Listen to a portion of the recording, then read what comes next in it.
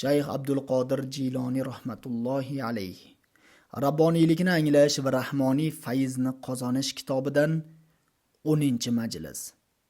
Shayx Abdul Qodir 545-yili Jumodus Soniyda juma kuni ertalab madrasada hamdu sanodan keyin shunday dedilar: Sen oqil bo'l, yolg'on gapirma. Allohdan qo'rqaman deb aytasan-u, lekin undan boshqadan qo'rqasan. Sen jin, inson, farishtalardan, hayvonlardan, dunyo azobidan qo'rqma, balki azoblovchining azobidan qo'rq.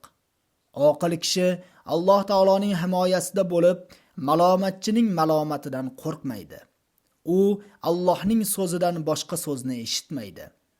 İnsonlarning barchasi Alloh huzurida ojiz, kasal, faqirdir. Buning tafsiloti shuki, ilmlari foyda beradiganlar ulamolardir. Shariat va islom huquqlari bilan foyda beruvchi olimlar sindirilgan dinni tuzatuvchi tabiblardir. Ey dini singan kishi, ulamolarga yaqinlash, singan diningni tuzatib qo'yadilar.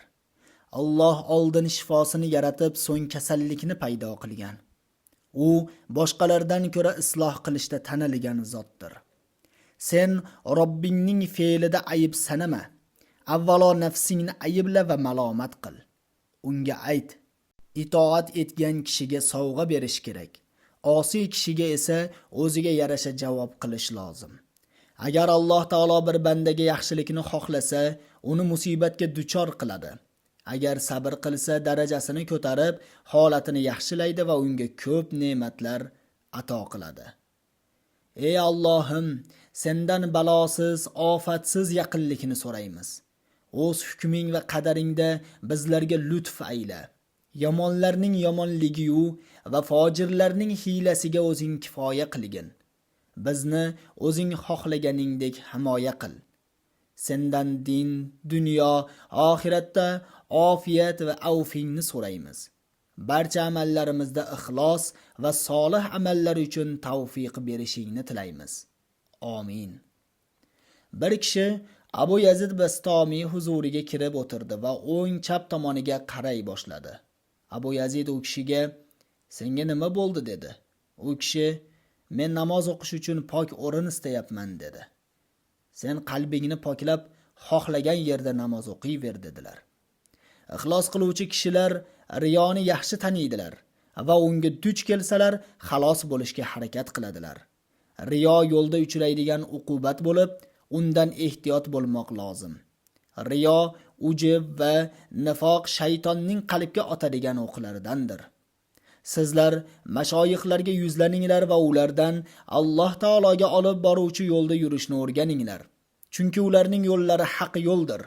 Ulardan nafs, hoyu havas, unga tobe bo'lish ofatidan qutulish yo'lini so'ranglar. Sen shaytonning og'zingga puflashidan ehtiyot bo'l. Nafsing yo'lida mag'lub bo'lma, chunki u senga o'z yo'lida qudrati yetguncha o'q otadi. Senga kuchi yetmagan jin shaytoni ins shaytoni bilan keladi. Ular nafs va yomon do'stlardir. Alloh azza va jalladan madad so'rasang, albatta Alloh bu dushmanlarning ustiga yordam beradi.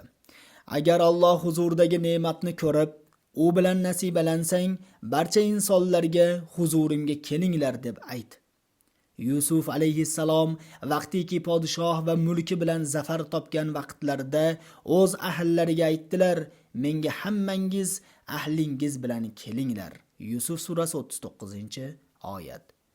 Mahrum kishi dunyo va oxiratda Allohdan uzoqlashgan kishidir. Alloh taolo aytadi: "Ey odam bolasi, agar men seni unutsam, yo'qotsam, hamma narsa seni yo'qotadi."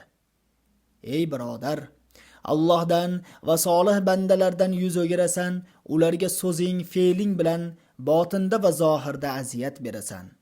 Rasululloh sallallohu alayhi va sallam aytadilar: "Mo'minga aziyat berish Alloh nazdida Ka'bani va Baytul Ma'murni 15 marta buzmoqdan yomondir." Allohning mo'min, solih, orif, Allohga tavakkul qiluvchi bandalari uning fuqarolaridir. Ularga aziyat bersang, senga vayl bo'lsin. Yaqinda uyingdan o'lik bo'lib chiqasan. faxrlanadigan foyda ham, zarar ham bermaydigan moling sendan tortib olinadi. Shuning bilan 10-majlis nihoyasiga yetdi.